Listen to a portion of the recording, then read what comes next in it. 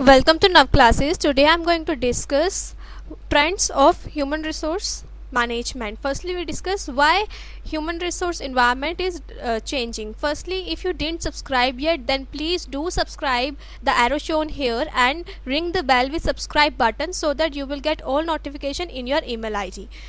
Firstly, we discuss about changing HR environment. How human resource environment is changing. It is changing because of globalization. Because of globalization, human resource are not stick to their own state or country. They go toward the globe, toward the world. Okay.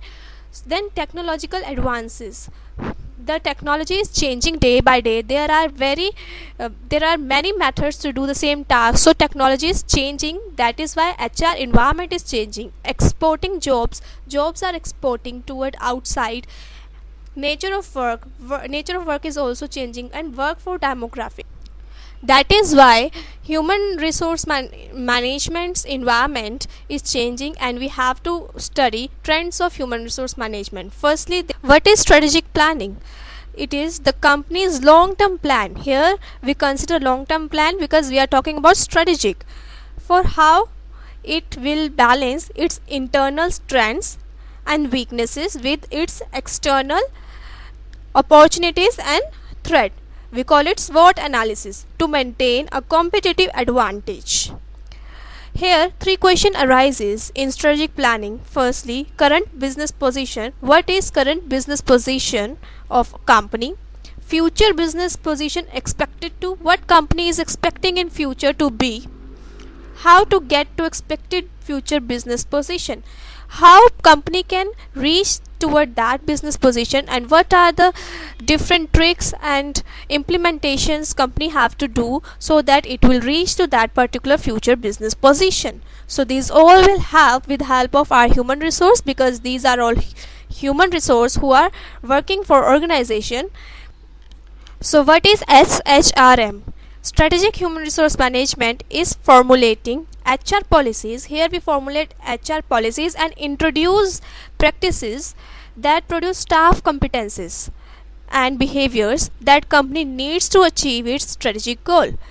Such behaviors and competencies are required to achieve such strategic goals. So these SHRM is formulating those policies and introducing such practices to their staffs so that they will be able to achieve such strategic goals in long term.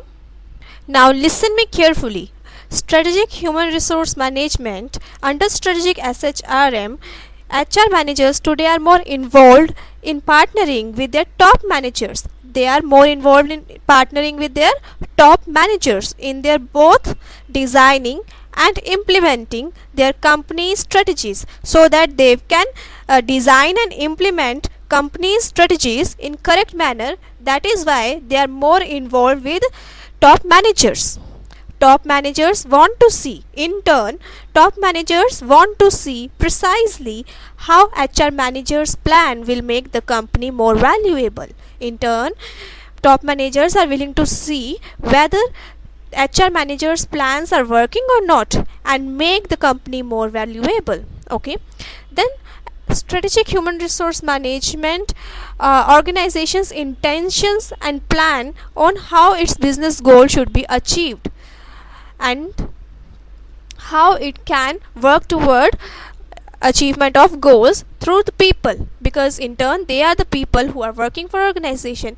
It is based on three propositions. Firstly, that human capital is major source of competitive advantage, because if we are having good human capital such as their knowledge, skills and other abilities, we will be able to catch competitive advantage against other companies. Secondly, as I said before, that is people who in turn are implementing all strategies plan. So our human resource or people are very important to us. Thirdly, that a systematic approach should be adopted to defining where the organization want to go. We should know where the organization want to know and how it should get there, and what are the criterias by following them the organization can get there. So it is very important, and these propositions are very important for SHRM. Now, what is second important trend in HR?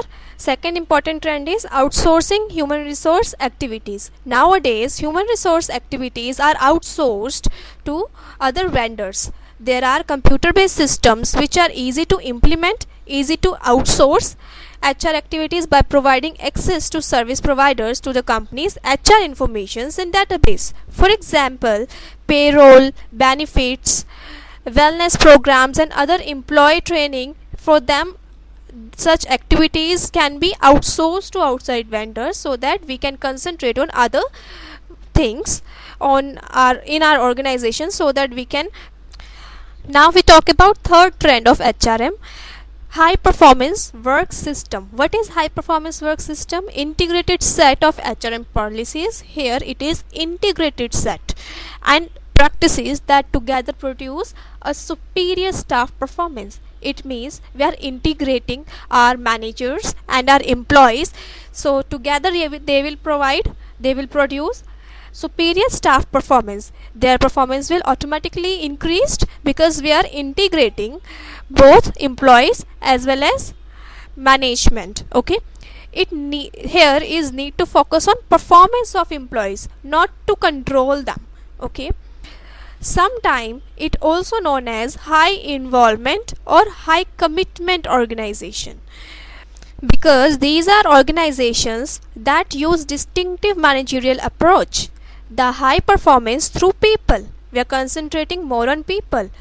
Okay, the main idea of HPWS is to create an organization based on employee involvement. We involve employees more in our tasks, employee commitment, and we provide them more empowerment, employee empowerment, not employee control. Here we are not controlling them, we are providing them commitment, involvement and empowerment.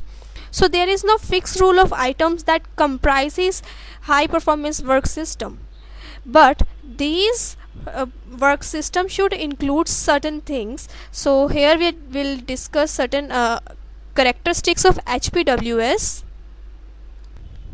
There should be employment security, so our employees should be secured enough so that they will become more confident toward their working conditions, and they can provide their perfect and full efforts to organizations. So selective hiring, here we consider hiring right person in our organization. If we hire wrong person and provide them control or empowerment, so they cannot provide their correct commitment toward their work, so they will just hinder our performance. So our focus should be on hiring right type of person.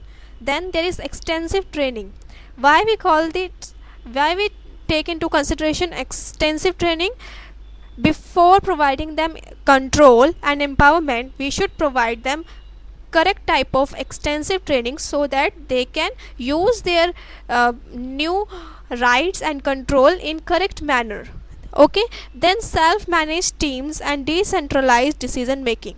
Now it is more on self-managed teams. Employee manage their own teams, and the decision making power is now decentralized, so it is not now reduced status distinctions among managers and workers. So now there is not big distinction. If the person is superior, then that person doesn't look different and distinct and doesn't have any extra power on employees. So including here we include dressing sense, language, office arrangement, work differences across level. All distinctions are now reduced in HPWS system. Information sharing among managers. So now employees are sharing their information among managers correctly. Pay for performance rewards. To what extent employees are performing correctly in to achieve organization's goal, so their rewards are linked to their performance. Pay for performance reward is there. Emphasis on high quality work. Now as employees are provided more control, so in turn their work's quality is assessed and high quality work is emphasized. Now there is extensive sharing of financial and performance information throughout the organization. Okay, now we consider how performance is superior here. Why performance superiority concept is here? Many empirical studies, if we analyze certain studies, then these studies states that companies that use employee involvement practices overwhelming by believe that they receive significant benefit from them. The use of wide variety of specific power sharing, reward, information sharing, training practices is linked to specific the impact. Okay, so if companies are considering on high performance work system, if employee involvement is increased in organization, then such companies are getting more benefits rather than others. Okay, now here we consider HPWS is not same as TQM, but two approaches can be used together. Okay, according to study of P. Pfeffer, the use of HPWS practices firstly diminishes the employee turnover, because now employees are empowered with their more powers, so their turnover is reduced. Secondly, it increases their productivity. In turn, it increases the sales per employee, and corporate financial performance is also increased. The stock market value to book value is also increased. So on a whole, just because of HPWS implementation in organizations, it increases all over performance of an organization. So it is beneficial to provide such system, to implement such system in an organization. So here we end up with our today's lecture. Nextly, we will discuss about HR matrix and human resource scorecard system, and these are other trends of HRM. So keep watching Nav Classes. If you didn't subscribe yet, then please do subscribe and ring the bell with subscribe button, so that you will get all lectures in your email ID as and when I upload them. Like, subscribe and share my videos with your friends like Facebook and WhatsApp, etc. Thank you.